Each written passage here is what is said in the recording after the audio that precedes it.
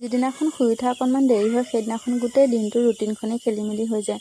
আজিও মোৰ ঠিক তেনেকুৱাই হ'ল, শুই উঠা অকণমান দেৰি হ'ল আৰু সেইবাবে দিনটো অকণমান খেলিমেলি হৈ গ'ল। ৰাতিপুৱাৰ চাহকাপ মোৰ বাবে এনাৰ্জি ড্ৰিংকৰ দৰে। মই যদি ৰাতিপুৱা চাহকাপ নাখাওঁ গোটেই দিনটো টোপনিয়াই থাকিবলগীয়া হয়।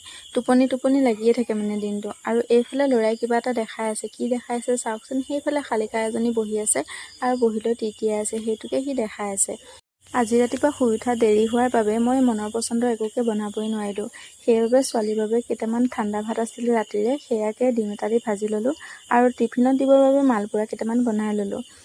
আমাৰ দেহা মানুহক এনেকৈ ডিম দি ভাত ভাজি দিলে তাই পিছে খাই ভালেই পায়। হ'লেও মই এনেকৈ বেছিকৈ বনাই নিদিওঁ দেই। কেতিয়াবা বেছিকৈ যেতিয়া লৰালৰি হয় তেতিয়াহে বনাই দিওঁ। আৰু এইফালে মই আজি মালপোৱাকে বনাই দিলোঁ, যিহেতু আজি শনিবাৰ আৰু শনিবাৰ দিনাখন বহুত দেৰিলৈকে ক্লাছ নবহেও, সেইটো কাৰণে এনেকৈয়ে আজি টিফিন বনাই দিলোঁ।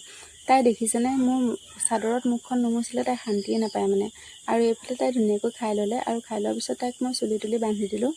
চুলি তুলি বান্ধি দিয়াৰ পিছত তাইক এনেকৈ আজিৰ বাবে পঠিয়াই দিলোঁ। আৰু এইফালে গৰমে গৰমে ভৰাই দিছে, দেখিছেনে, ইমানেই ভাল পায় খাই। আৰু ল'ৰাক এইফালে ককাকৰ ওচৰত দি মই বাহিৰত কিবা কিবি কাম আছিলে সেইখিনি কৰি ল'লোঁ।